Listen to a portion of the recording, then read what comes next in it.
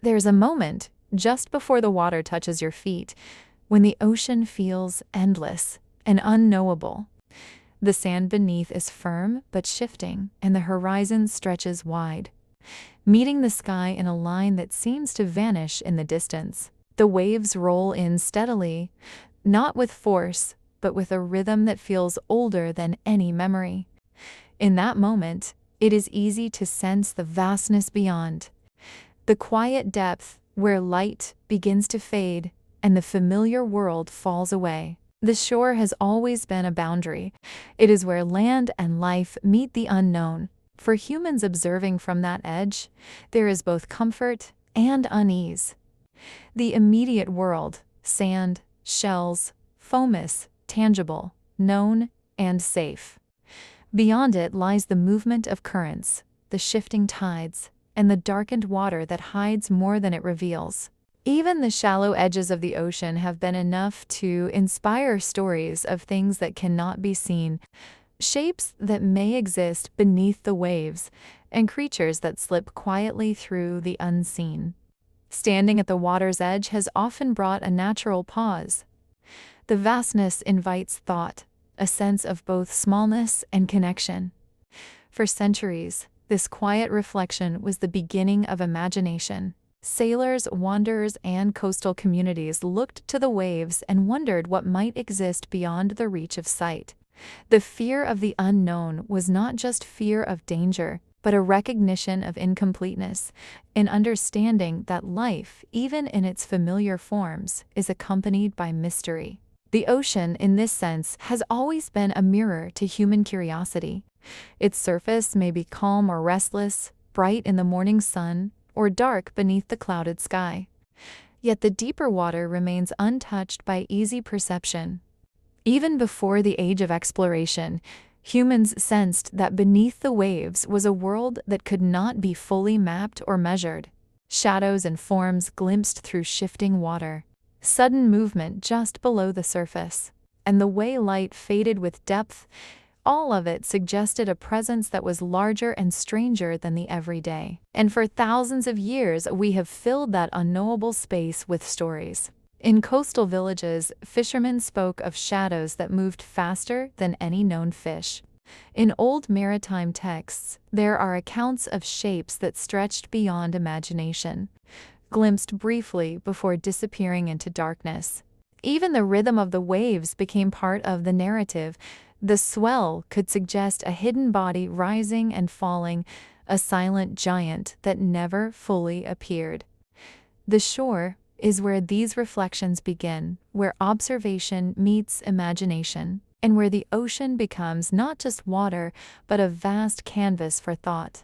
As people moved along the coasts, they began to notice patterns, currents that twisted unpredictably, tides that behaved strangely, and sudden storms that seemed to emerge from nowhere. Each unusual occurrence invited explanation. Some were given practical reasoning. Storms form from clouds. Currents are pushed by the moon, but many others remained enigmatic. It was in these moments that myth began to form, and the edge of the shore became the place where reality met possibility. Inhabitants of coastal regions might have felt a quiet awe, a lingering sense that something existed beyond the touch of human hands. Even the small details carried weight. A shadow slipping under a boat, a large shape glimpsed near rocks, or the sudden disappearance of fish from a particular area could spark stories that endured through generations. Children were taught the caution that came from respect, not only for what was seen, but for what was not. The ocean's surface was just the beginning. What lay beneath was a world that could be sensed, but not fully known. That boundary, the point where knowledge ends, became fertile ground for imagination. The way light fades in the water also played a part. As the depth increases, everything shifts from blue to gray to near black. Movement becomes slower, shapes blur, and visibility declines. For those observing from the shore, even 100 feet into the water could seem like another realm entirely. It was natural to wonder what existed in that darkness, Small fish, larger predators, and unknown forms all inhabited the space that human eyes could not easily reach. Over time, these unknowns became stories, legends, and finally, the myths of the deep. Even in modern understanding, the shore retains its quiet power. Scientists, divers, and explorers acknowledge the depth that still escapes observation. The first steps into the ocean, where the sand turns to soft mud and the water deepens rapidly, are steps into a transitional world, half known, half hidden. The ocean does not yield its secrets easily, and the shore marks the beginning of that slow, cautious approach. For early humans, this edge may have felt sacred in its own way, a place to pause, to notice, and to wonder. And as the sun moves across the sky, shadows stretch over the waves, highlighting patterns in the foam, the rise and fall of swells, and the constant movement that never ceases. In that gentle motion, there's a quiet rhythm, one that mirrors the heartbeat of those who have watched from the sand. The ocean is never truly still. Even when it appears calm, it moves, shifts, and hides depths that remain untouched by human perception. This rhythm, persistent yet subtle, became the canvas upon which the first myths of sea creatures were imagined. By standing at the shoreline, humans began the long history of imagining the deep. They filled it with shapes, forces, and beings that could not be proven, yet seemed plausible enough to be real. In that space, the ocean became more than water. It became a stage for wonder, curiosity, and quiet contemplation. It was a place where imagination could stretch without limitation, where stories of strange creatures, vast unknowns, and silent giants could grow organically from observation and reflection. The edge of the shore is still a point of quiet reflection. Waves lap gently against sand, tides move without pause, and beneath the surface, depths remain unseen. It is a reminder that the world beyond sight is vast and layered, full of movement and life that continues beyond human awareness. Even now, the shoreline holds a subtle power to ground, to invite thought, and to evoke the timeless fascination with what lies beneath. And for thousands of years, we have filled that unknowable space with stories. When wooden ships first crossed the open sea, they carried more than cargo. They carried fear. The vessels were small in comparison to the vastness surrounding them, their sails catching wind that could just as easily become storm. Maps were limited, often marking only the coastlines that had been charted, leaving the rest of the ocean blank, unknowable. Sailors ventured into spaces that had no names, no guarantees, and no certainty. Every wave was a reminder of the distance from home. Every gust of wind a signal that nature could shift suddenly and without warning. Isolation was a constant companion. Days at sea stretched into weeks, and weeks into months. The horizon offered little beyond the sense of endless water. On calm days, the monotony itself became a subtle source of unease, a quiet pressure that encouraged imagination to fill the spaces the eye could not see. On stormy days, fear of the elements combined with the unknown depths, and the ocean seemed to take on personality, a restless, unpredictable presence that existed beyond the control of human hands. Disappearing ships became stories in themselves. Tales of vessels lost to sudden squalls or swallowed by currents were told repeatedly, often with embellishments that grew with each retelling. Sometimes a ship vanished without a trace, leaving only speculation and a sense of mystery behind. These absences, unexplainable and final, created fertile ground for imagination. Sailors began to wonder not just about the force of storms or the direction of currents, but about what might lie beneath the waves, moving silently in the darkness. Even the equipment of the time contributed to uncertainty. Compasses, rudimentary maps, and early navigation tools provided some guidance, but errors were inevitable. Ships could drift far from intended courses, and the open water offered no markers for orientation. At night, under a sky scattered with stars, the ocean became a vast, uniform expanse. Sailors, aware of how easily a small miscalculation could lead to disaster, were naturally drawn to explanations that went beyond the physical.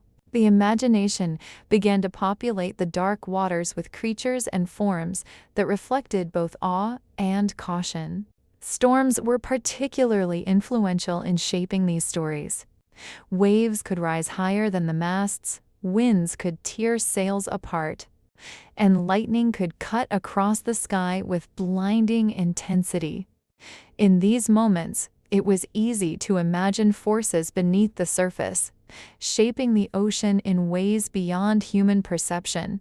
Sailors spoke quietly of large shapes moving with the current, of shadows glimpsed beneath the hull, and of sensations that suggested something watched from below. The stories grew slowly, one observation layering onto another, until the unknown ocean became a canvas for myth. The fear of the unseen was reinforced by simple things, like the sound of water against the hull or the movement of seabirds. A sudden ripple could be interpreted as a larger creature passing unseen. A floating object might take on the form of a giant, and distant sounds, waves, wind, or the creaking of a ship became cues for caution and wonder.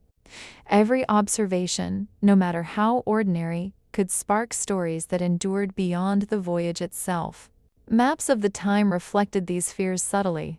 While they showed known coastlines and navigable waters, the blank spaces were often decorated with illustrations of strange creatures, coiled serpents, and immense fish. These drawings were not only artistic, they were warnings, reminders that beyond the edge of knowledge, the ocean was a place of possibility, danger, and imagination. Sailors internalized these warnings, and the concept of unknown creatures grew naturally from the combination of observation, isolation, and imagination. It was not just fear, however, that guided these early beliefs. Curiosity was equally present. Sailors noticed details that did not fit their expectations: waves behaving strangely near certain currents, unexpected weather patterns, and large shapes glimpsed beneath the surface. These observations led to speculation. In quiet moments, when the wind dropped and the sea calmed, sailors told tallies of enormous beings far below, moving silently in the depths. Some were described as slow and deliberate, others as quick and evasive, though these stories were believed. They were also a way to make sense of an environment that was both vital for survival and fundamentally unknowable. Even in the daily routines aboard ship, the unknown ocean was ever present. The simple act of casting a net, measuring the depth, or checking the horizon became connected to stories of unseen creatures. The ocean's vastness demanded respect, and imagination served as a tool to remind humans of the limits of knowledge. In these ways, myths began to solidify into recognizable forms. They were not merely entertainment, they were practical expressions of caution, curiosity, and observation distilled into memorable narratives. And in the quiet between waves, sailors began to imagine what might be watching from below. In the cold northern waters, there were whispers of something vast, something that could rise beneath a ship without warning. These whispers began as simple sightings, brief glimpses of shapes moving deep in the ocean, sometimes seen from the decks of small vessels navigating fjords or open seas. Sailors described enormous arms, long and twisting, that appeared to reach from the depths toward the surface. At first, these accounts were dismissed as exaggeration, the product of fear and imagination on long nights at sea. Yet the stories persisted, passed quietly among crews, and gradually finding a place in the broader folklore of the region. The Kraken, as it became known in Norwegian legends, was more than a creature. It was a symbol of the ocean's power and the unknown that lay beneath it. Accounts described it as a massive, tentacled being capable of dragging entire ships into the depths. Even when ships were not destroyed, crews reported feeling its presence in sudden, unexplained movements of the water, in the strange behavior of currents, or in the unusual turbulence that sometimes surrounded them. The giant squid, a real creature living far below the surface, may have inspired these tales, its long arms and sudden bursts of movement perfectly matching the descriptions handed down by sailors. Reports of encounters varied widely. Even today, Some the spoke of the Kraken Kraken endures rising as a cultural slowly. symbol. Its massive It body represents just visible not just beneath the the idea waves of a large, before retreating unknown again creature, into the darkness, but also the broader Others concept suggested of the it could ocean strike as an suddenly, unknowable crushing space. a ship or coiling The around its legend hull. reflects the human These need stories to often give shape included to subtle what cannot details, be bubbling directly water, seen, strange to create a narrative for the deep where and an eerie understanding silence is before limited. the creature appeared. In many ways, Such the Kraken descriptions is a created bridge a between sense myth of and rhythm in the reality. legend. Its A possible calm basis surface in the a giant sudden squid stir, shows how and then the observations quiet of real return creatures of the sea. filtered through Over imagination time, the Kraken and fear became the can embodiment grow of into fear enduring that was stories difficult that to capture the articulate, mind and but remain easy present to across sense. centuries. The presence And of whether something beast or immense, shadow, the silent, Kraken and became the beyond shape human of fear control. itself. Sailors' In some interactions versions, with the creature Kraken was were slow often moving and indirect. deliberate, Few claimed to lurking have in the seen the depths entire to creature. observe. More commonly, In others, only parts it of was it were quick glimpsed, and sudden, leaving the striking imagination with to force fill the and rest. vanishing just A as single rapidly. tentacle curling The through the details water, may have a shifted, shadow moving but the beneath core the boat, idea remained or the sudden constant. disappearance of A fish massive, nearby, could tentacled all become presence evidence lurking of the in the unseen giant. depths. These Capable small of hints, great combined power with long and periods of capable of isolation inspiring and the both monotony awe of and open sea caution, travel, made the legend grow organically. Observation, imagination, and shared stories strengthened each other, creating a creature that existed both in experience and in narrative. The Kraken also served a practical purpose in sailor lore. By attributing sudden disasters, lost ships, and unexplained events to a tangible presence, sailors found a way to make sense of the ocean's unpredictability. A ship caught in an unexpected whirlpool or pulled off course by a strong current could be understood as the work of a being capable of great strength.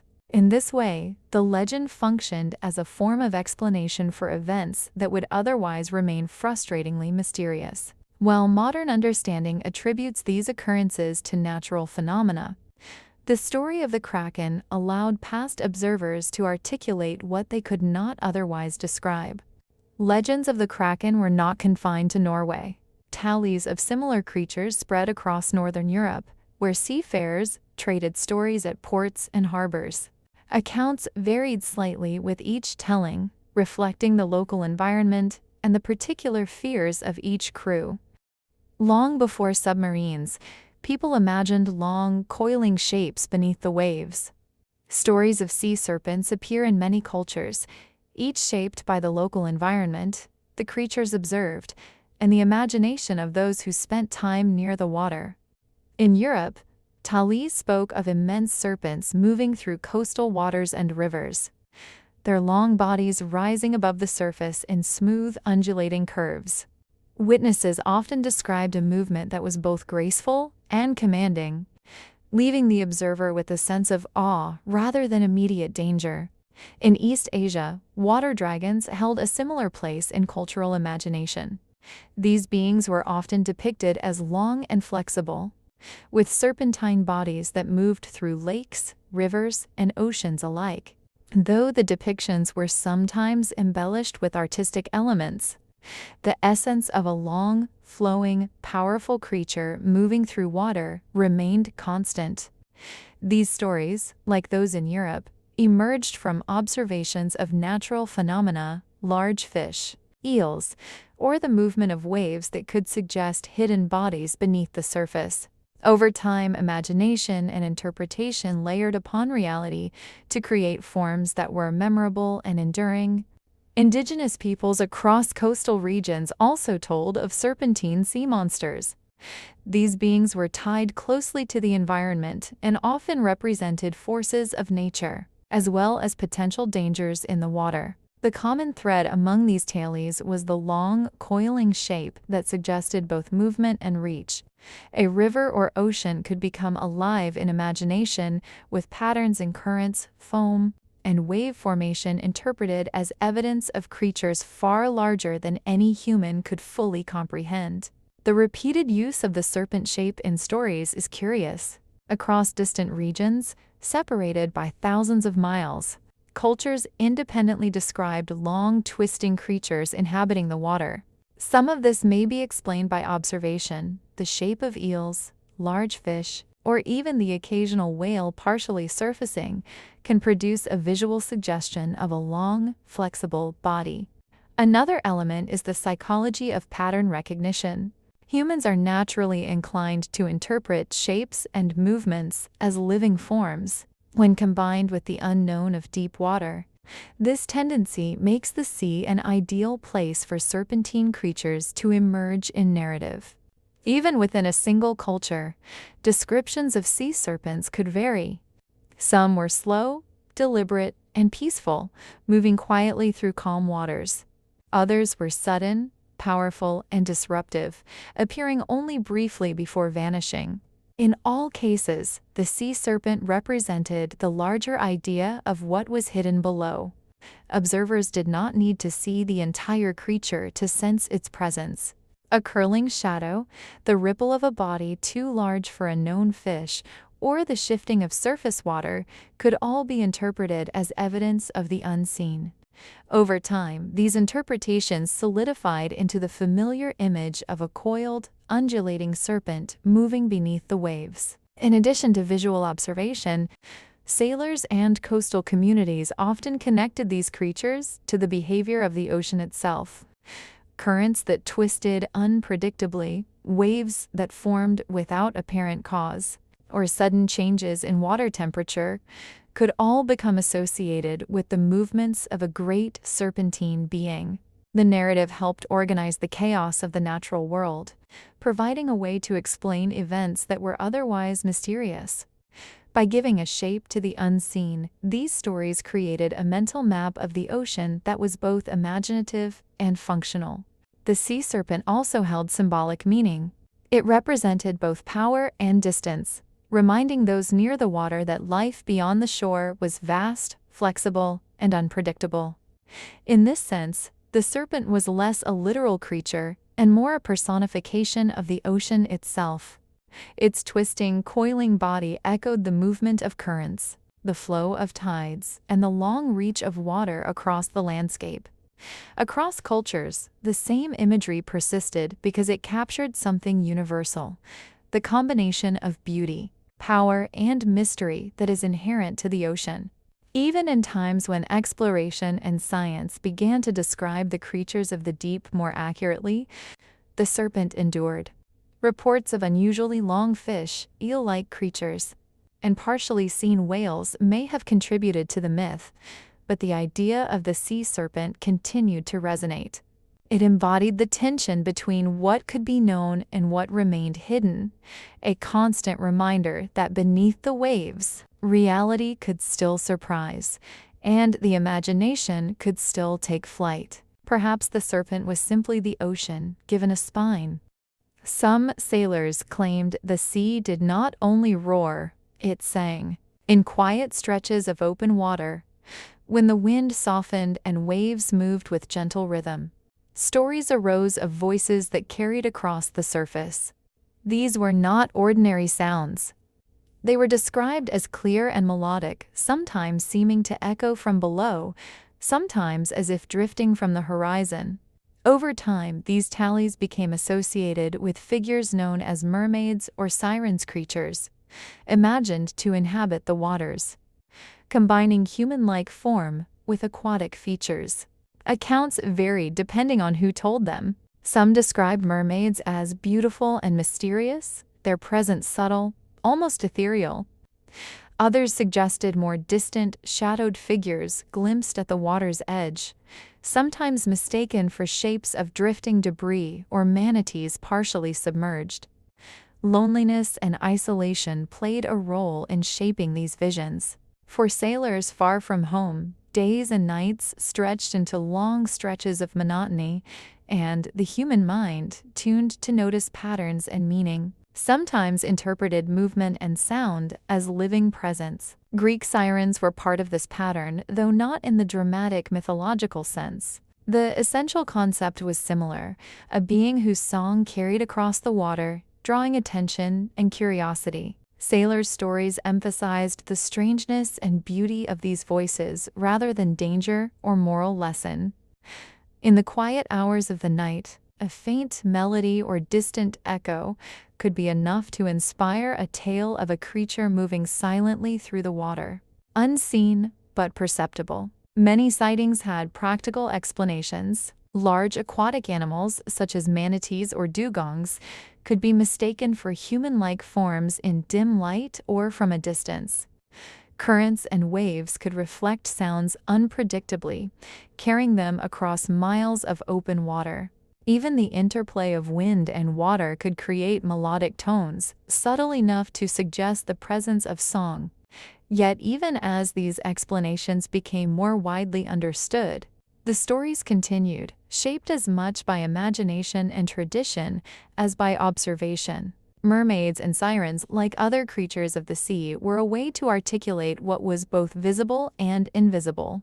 A shadow slipping beneath a boat, a change in water movement, or the distant echo of sound could all become evidence of a presence larger than oneself. These narratives provided a framework for understanding the ocean, connecting human experience with the unfamiliar environment around them. Loneliness at sea, combined with a need for meaning, made these stories compelling and enduring. The tales also reflected human fascination with what lies between worlds. Mermaids are neither fully landbound nor entirely of the sea. They exist in the space where human perception and imagination meet. This duality may explain their persistence across time and cultures. They are a reminder that not everything visible or audible can be fully explained, and that the ocean, with all its movement and depth, can hold shapes and forms that seem real even if they are only imagined. Observation, imagination, and the natural environment all contributed to the stories. A lone figure seen rising briefly above the waves could become a mermaid in memory. The haunting tone of waves at night could become song. In all cases, the human mind supplied narrative for what could not otherwise be fully understood. Sailors, aware of the dangers of isolation and open water, may have found comfort or meaning in these tales, giving shape to the unseen and rhythm to the unknown. And in the quiet ache of distance, even a shadow could become a voice. For centuries, giant tentacles were dismissed as fantasy, until one finally surfaced. Stories of enormous arms rising from the ocean and vanishing as suddenly as they appeared had circulated among sailors for generations. These accounts, often accompanied by descriptions of ships being pulled under or dragged through turbulent water, were largely considered exaggeration. Yet there was always a hint of something real beneath the tales. Something glimpsed in shadow or movement that could not be easily explained. The first scientific evidence of the giant squid emerged slowly as specimens washed ashore or were caught in deep-sea nets. The creature was immense, its arms stretching far beyond what most humans could imagine, its body hidden in darkness far below the surface. What had once been myth was now tangible, yet still largely mysterious. Few people had ever observed a live giant squid in its natural habitat. The depths it inhabited remained remote and largely inaccessible, preserving an aura of the unknown that had inspired stories for centuries. Sailors' descriptions of tentacled monsters now appeared remarkably consistent with these discoveries. Long, flexible limbs, enormous eyes adapted for low light, and sudden bursts of movement all matched what scientists were beginning to record. The myth of the Kraken and similar tales were not merely fanciful inventions, they were inspired by real observations, filtered through fear, imagination, and the limitations of perception in low light or rough conditions. The boundary between myth and reality had grown thin, Even with scientific recognition, much about the giant squid remains unknowable. Its behavior in the deep ocean is still difficult to study. It moves silently, sometimes alone, sometimes in pairs, leaving little trace on the surface. Sightings are rare, and most information comes from specimens that have died or been captured. The creature lives in the quiet dark, and its existence continues to suggest the ocean's capacity for holding secrets, for harboring forms and behaviors beyond human expectation. The story of the giant squid also highlights the way myths can guide human understanding. Tales told by sailors prepared later observers to recognize the creature when evidence finally emerged. The imagination, combined with careful observation, preserved details that would otherwise have been overlooked. In this sense, legend became a bridge to knowledge, shaping curiosity and attention, and guiding exploration in ways both subtle and profound. Even as the creature was confirmed scientifically, the aura of mystery remained. Unlike more accessible species, the giant squid inhabits the vast, cold depths where light barely penetrates and pressures rise far above what humans can endure. Its world is largely beyond observation, and that darkness allows stories to continue alongside facts. The legend, tempered by evidence, still evokes wonder and quiet reflection. And suddenly, the line between myth and reality felt thinner than ever. Below the sunlight, below the coral, there is a darkness that has never known morning. In the upper layers of the ocean, light filters through the water, creating color, movement, and visibility. But beyond a certain depth, sunlight fades entirely, leaving a world illuminated only by what lives there. This zone, known as the deep sea, is vast, silent, and largely unexplored. Creatures that inhabit it have adapted to life without the sun, evolving shapes, behaviors, and senses that are foreign to humans. Many of these adaptations are subtle, yet striking. Bioluminescence, for example, is widespread. Tiny organisms glow to attract prey, communicate, or avoid predators. The effect is almost magical, flecks of light floating in a dark expanse, patterns that move in ways that suggest intention in life. To observers, even from afar, this quiet light conveys a sense of presence, a reminder that the darkness is not empty. It is full, alive, and complex. Some deep-sea creatures appear stranger than any myth. Anglerfish, for instance, use luminous lures to draw their prey close before striking. Their unusual body shapes, oversized jaws, and specialized appendages make them seem almost sculpted by imagination. Yet they are real, existing in a part of the world that few humans have ever touched. Every glimpse of such a creature confirms that the deep sea is a place where reality alone can inspire wonder and even unease, without needing to rely on stories passed down through generations. Other species remain entirely unknown to science, discovered only through chance, deep-sea exploration, or the rare specimen brought to the surface.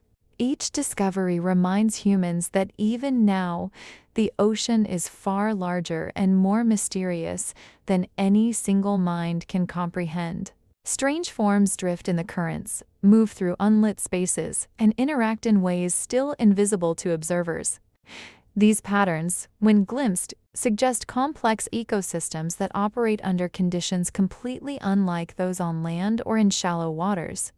The depth also affects perception. Light, or the absence of it, changes how shapes and movement are interpreted. A shadow may stretch in the current, creating the impression of a long, sinuous body. Objects reflect or refract in unexpected ways, creating visual cues that can suggest motion or form. Early observers, especially sailors venturing near deep trenches or observing distant waves, may have interpreted these phenomena as signs of enormous sea monsters, unknowable and immense. Isolation and quiet reinforce the sense of mystery. In these zones, sound behaves differently, movement is slow, and time seems suspended. Creatures that live here are adapted to a life of patience, ambush, or slow drift. There are no storms, no waves, no sunlight, only the silent rhythm of the water and the occasional flicker of bioluminescent light. For centuries, humans could only imagine this world, filling it with shapes and beings born of observation, imagination, and the mind's natural tendency to populate emptiness. Even in the present day, with submersibles and cameras, the deep sea retains an aura of the unknown. Brief glimpses of creatures on screen, moments of light reflected in deep water, or the sudden movement of a shadow continue to evoke the same quiet awe that inspired myths long ago. The darkness is not menacing. It is simply vast, still, and alive. In its quiet presence, the boundary between what is known and what is imagined becomes fluid, allowing both to coexist in the mind's eye. And in that darkness, reality becomes stranger than legend. Some stories did not describe a creature, but a force. In the earliest records of coastal civilizations, the sea itself was often perceived as unpredictable, vast, and capable of overwhelming human effort. To give shape to this uncertainty, people imagined colossal beings whose movements reflected the ocean's power. Leviathan, in these accounts, was less a literal animal and more a representation of chaos, a vast presence whose influence could be sensed but not fully measured. These ancient sea beasts were often described in terms of their scale and impact. They were enormous, capable of disturbing the waters over wide distances, producing waves that rolled for miles, and creating currents that could carry ships far from their intended course. They were rarely detailed in appearance with precision. Instead, their descriptions emphasize magnitude and influence, an embodiment of the uncontrollable, a way to articulate what could not otherwise be explained. The concept of Leviathan also reflected human attempts to understand danger and survival. For communities living by the sea, storms, tides, and shifting currents were as much a threat as any predator. Giving these forces a form allowed observers to conceptualize them. A sudden whirlpool, a particularly strong tide, or the loss of a boat in deep water could be attributed to the presence of a great being, a way to frame events that were otherwise overwhelming and incomprehensible. These stories were practical as well as imaginative. Even as centuries passed, the idea of ancient sea beasts persisted. Artists and storytellers illustrated serpentine forms, tentacled giants, or vast shadows emerging from the depths. These depictions were often symbolic, emphasizing the danger and immensity of the ocean rather than attempting literal representation. The imagery helped communities convey the scale of the sea's power, reinforcing respect, caution, and understanding. Observation and imagination intertwined, producing a mythos that endured through time. Leviathan and similar creatures also served as reminders of the ocean's limits to human control. Ships, no matter how well built, could be swept aside by currents or destroyed by sudden storms. Fishers, explorers, and traders learned that skill alone could not overcome the unpredictability of water. By imagining a great creature, people created a framework to explain these experiences, assigning intention to events that might otherwise seem random. In this way, the stories were deeply human, reflecting the mind's effort to organize and interpret what is beyond comprehension. Even in later centuries, when navigation, science, and meteorology provided greater understanding, the symbolism endured. Leviathan remained a figure of the ocean's uncontrollable nature, a representation of the vastness and power that no human effort could fully dominate. The creatures may not have existed as literal beings, but their role in human perception was real. They shaped caution, respect, and awe in those who move near or upon the sea. And in naming the chaos, people found comfort. On the edges of old maps where knowledge faded, artists drew teeth. Before the oceans were fully charted, cartographers often left blank spaces at the boundaries of known waters. These empty areas were sometimes filled with illustrations of fantastical creatures, serpents, tentacled beasts, or hybrid forms that seemed to combine elements of fish, reptiles, and birds. These images were both decorative and cautionary, a visual language that conveyed the idea of danger, mystery, and the limits of human understanding. These drawings were not arbitrary.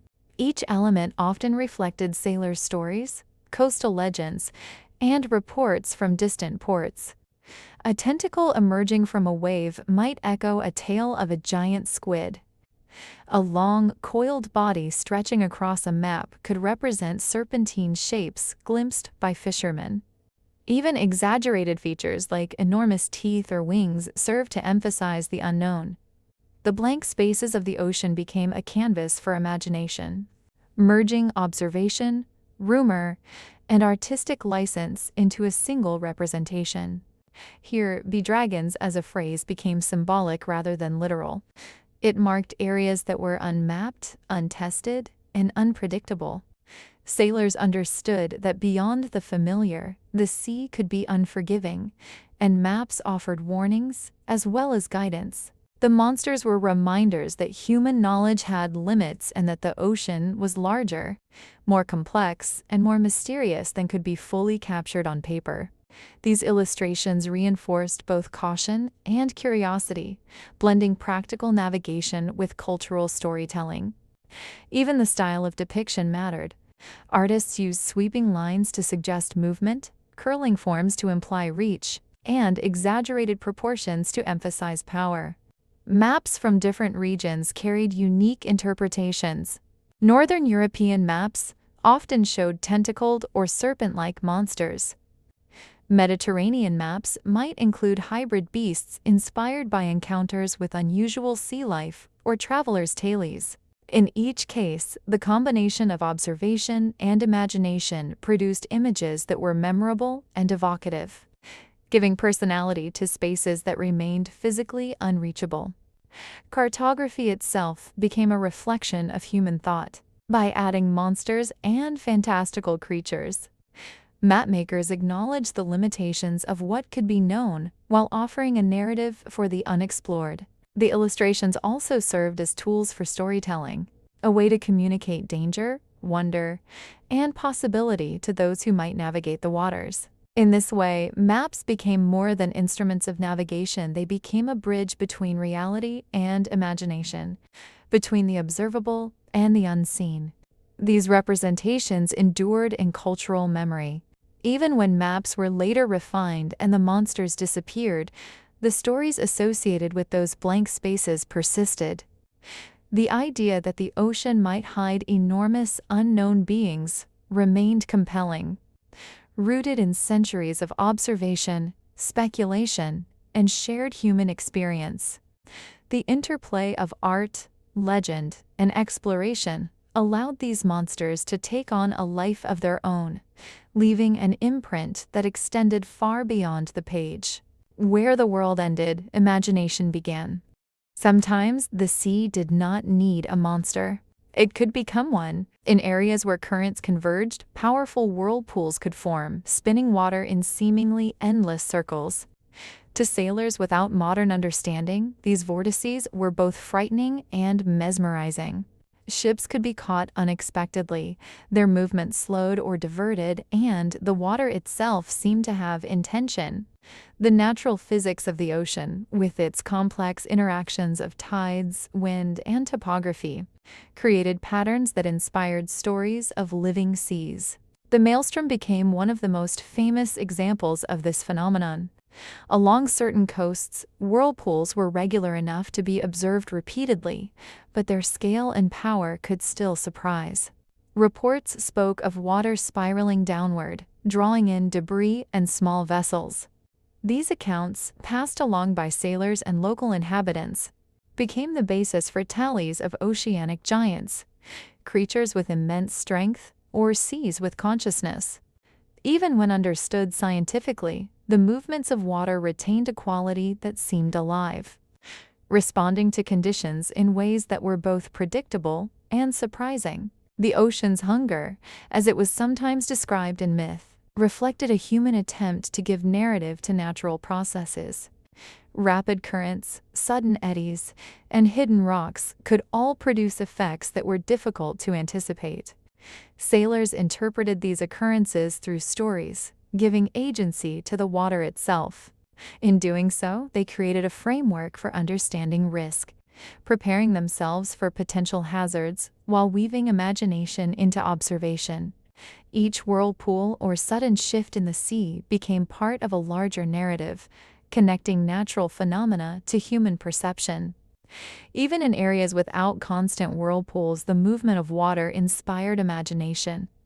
Waves interacting with underwater structures, tides rising and falling, or currents shifting direction, all produced subtle signs that something might be moving beneath the surface. Small anomalies, foamy patterns, ripples that diverged from normal flow, sudden quiet patches could hint at hidden forces. Sailors learned to watch, to notice, and to interpret these signals, sometimes transforming them into stories of creatures or spirits inhabiting the sea. The Bermuda Triangle and similar tales, often sensationalized today, reflect a similar process. Isolated points where navigation errors, unusual currents, or sudden weather changes occurred became fertile ground for speculation. Though science now provides explanations, the sense of a living, responsive sea remains compelling. The ocean, with its capacity to move unpredictably and invisibly, continues to evoke stories that are both imaginative and grounded in observation. Whirlpools and turbulent waters also reminded humans of scale. The ocean is larger, stronger, and more complex than any single ship or crew. It is governed by forces that operate continuously, silently, and beyond direct control. Recognizing this power through observation and then giving it narrative form allowed humans to conceptualize the sea in ways that were memorable and meaningful. The stories were not intended to frighten, but to record experience, to reflect on the unseen movement, and to convey respect for forces that remain partially hidden. And the ocean's movements became stories of hunger. Long before modern science identified whales and their behavior, these creatures were glimpsed only partially through mist, waves, or fleeting moments at sea. Sailors described enormous shapes breaking the surface, sometimes moving slowly, sometimes with surprising bursts of speed.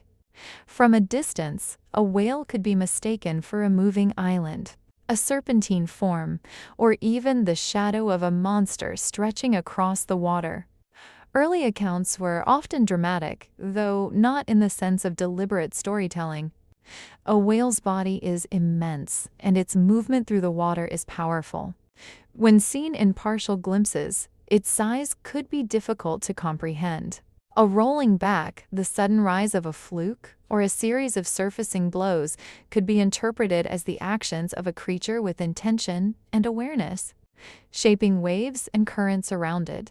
Without a frame of reference, the human mind tends to supply meaning, sometimes producing what we now recognize as myth. Some sailors reported whales as solitary giants, slow-moving and deliberate, dominating the waters around them. Others described coordinated movements or the appearance of multiple shapes, suggesting an organized force beneath the waves. These observations filtered through fear, imagination, and the isolated perspective of life at sea became the basis for stories of monsters capable of overwhelming ships. Even when harmless in reality, whales inspired awe and caution. The sheer scale of whales made misinterpretation natural. Sperm whales, for instance, can reach lengths exceeding 60 feet. Their deep dives and sudden surfacing could create dramatic effects on the water, including turbulence, splashes, and waves large enough to impact small boats. When seen at night or through mist, these visual cues became evidence for something more formidable than a known creature. Likewise, the behaviors of other species like orcas moving in groups, or the playful leaps of humpback whales added layers to sailor observations. sometimes blending into narratives of active, intelligent monsters. Even names for these creatures reflect the way humans processed what they could not fully understand. Before scientific classification, terms like sea monsters or leviathan were often applied, capturing both the size and the mysterious nature of the animal. These names were not claims of literal monstrosity, but shorthand for describing something beyond ordinary experience. They provided a framework for communicating observation and sharing stories among sailors and coastal communities. Whale sightings also intersected with other myths. The movements of a whale's back could resemble the rise of a serpentine creature. A spouting blow might be interpreted as an unfamiliar appendage or a hint of tentacles. Over time, these encounters blurred the lines between different stories, Kraken, sea serpents, and other marine legends, forming a collective tapestry of oceanic imagination. What was once merely observation became narrative. A narrative, in turn, influenced perception. Even today, whales remind us of the ocean's scale and mystery.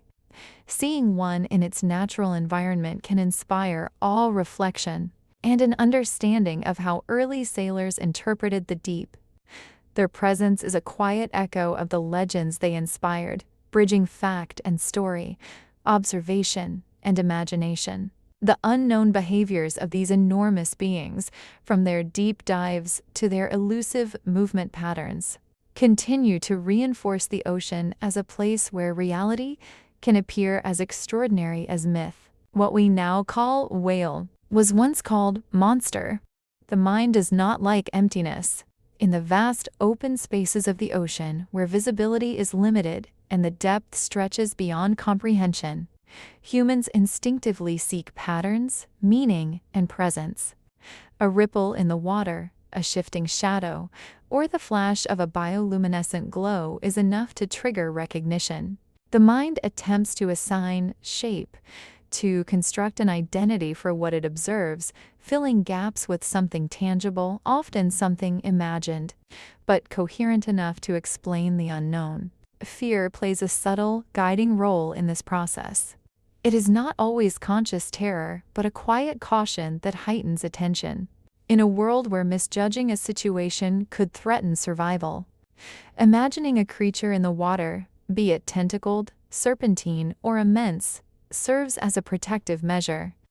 It encourages vigilance, careful navigation, and respect for the environment. The ocean is unpredictable and often dangerous, and stories of creatures lurking in the unseen depths are reflections of the mind preparing for potential risk. Isolation amplifies imagination. Sailors, explorers, and coastal communities spending long stretches at sea experience time differently.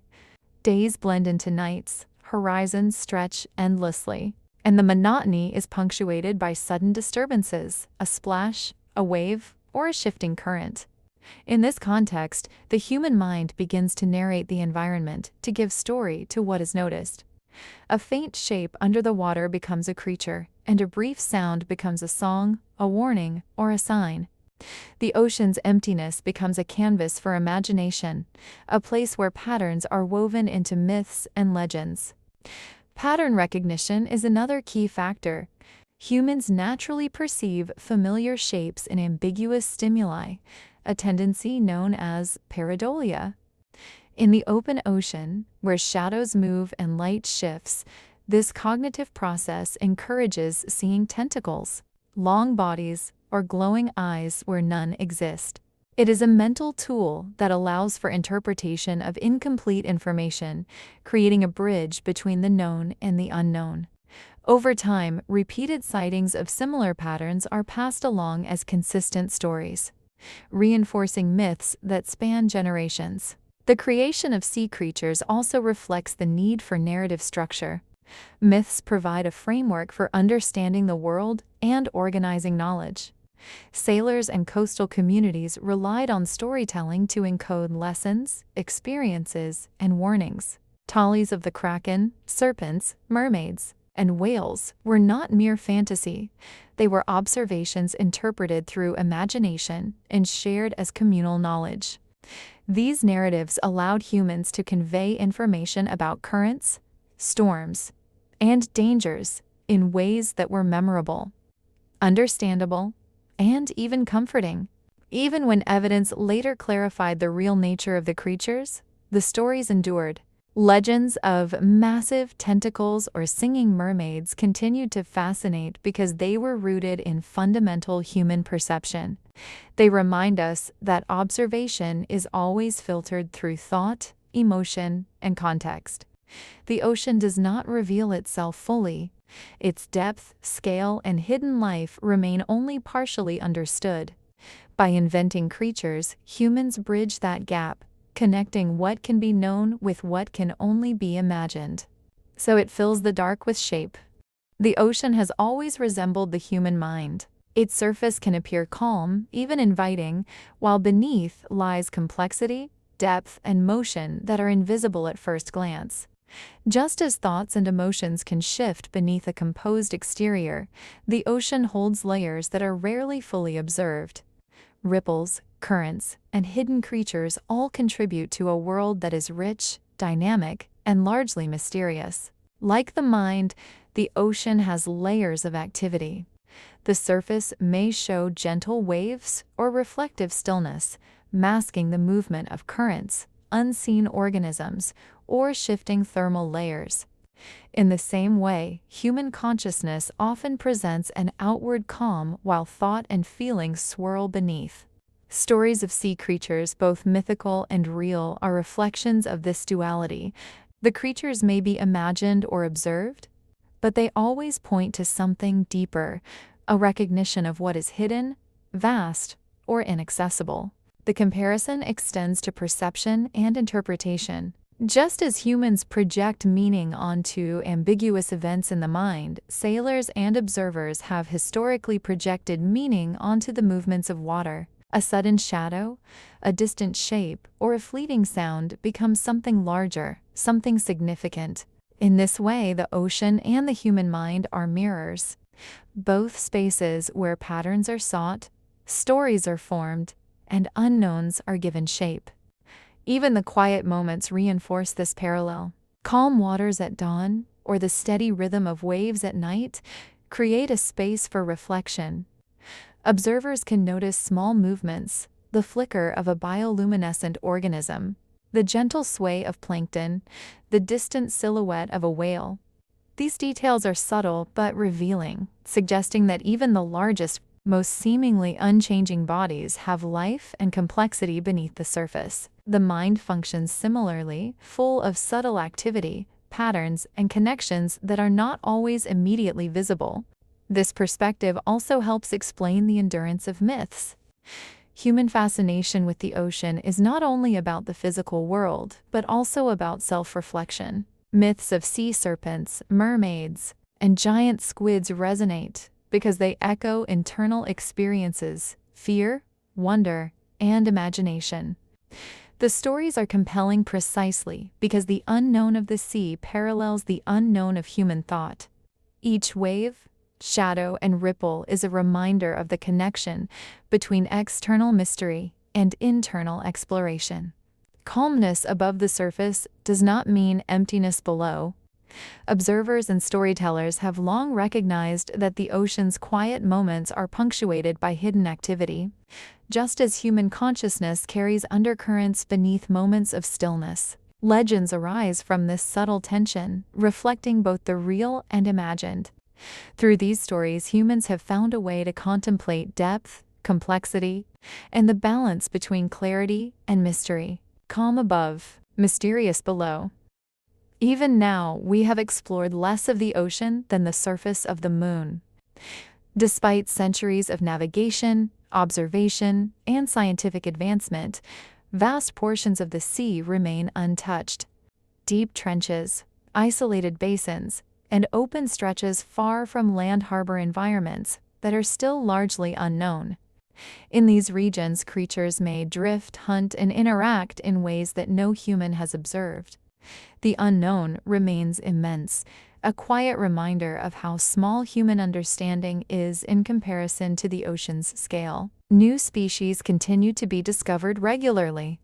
Biologists and oceanographers deploying submersibles or remote cameras encounter fish, invertebrates, and other forms of life that are previously undocumented. Some are luminous, others transparent, and some have adaptations that seem alien to anyone accustomed to land or shallow water life. Each discovery expands knowledge, but also deepens the sense of mystery. For every species identified, countless others may remain hidden, their presence only suggested by the occasional ripple, shadow, or movement in the current. Exploration itself is a slow and careful process. The pressure, darkness, and remoteness of the deep sea make it difficult for humans to study directly.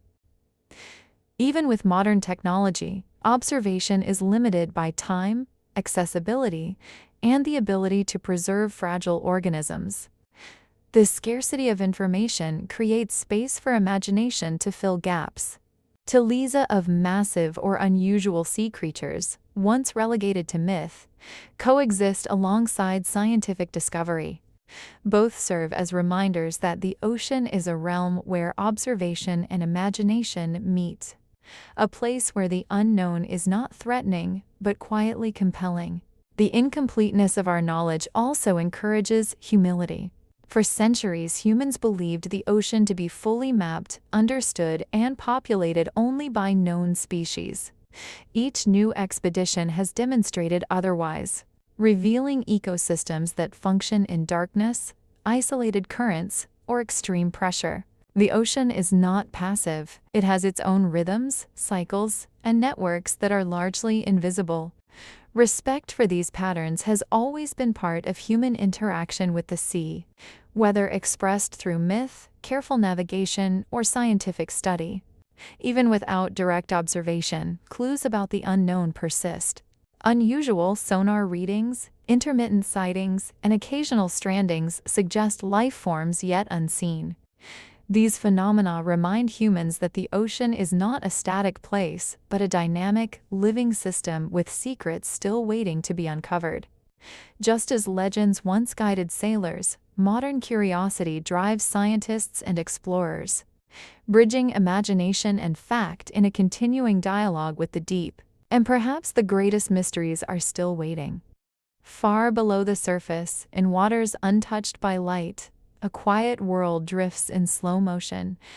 Currents move like invisible threads, carrying plankton, small fish, and larger creatures that glide almost without effort. There is no hurry here, no urgency, only steady, subtle movement that has persisted for millennia. Shadows stretch and fold into one another, shapes appearing and vanishing in the dark, unseen and undisturbed. The water itself feels ancient, holding its own rhythm, independent of time and human concern.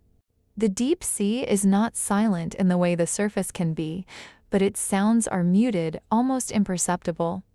Pressure shifts, water flows, and distant echoes form a quiet pulse, a slow heartbeat of an environment that thrives in darkness.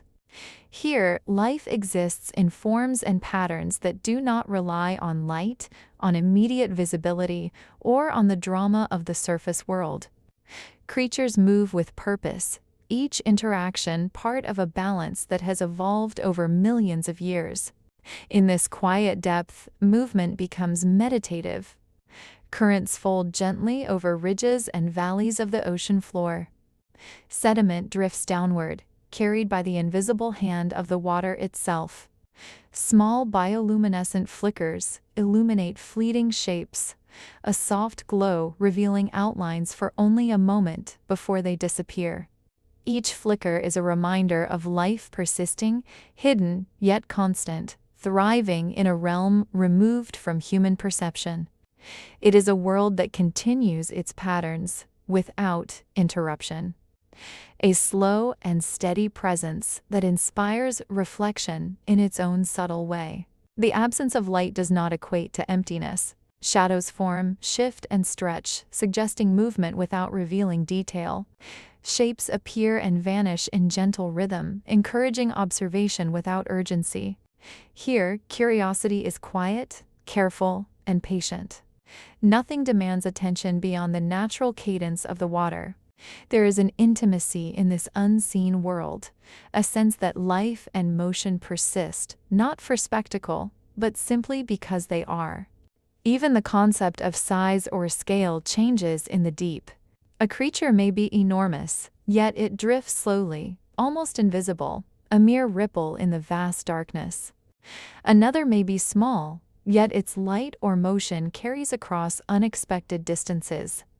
In the stillness, perception slows to match the environment. Time itself seems softer, stretched, allowing attention to rest and drift along with currents, following shapes that appear briefly and disappear quietly. Movements are gentle, interactions quiet, and life continues without demand or alarm. Shadows drift, flickers of light appear and fade, and currents carry small forms through the vast unseen spaces. There is no need to name or measure, only to observe the quiet flow of water and motion that has existed for countless ages.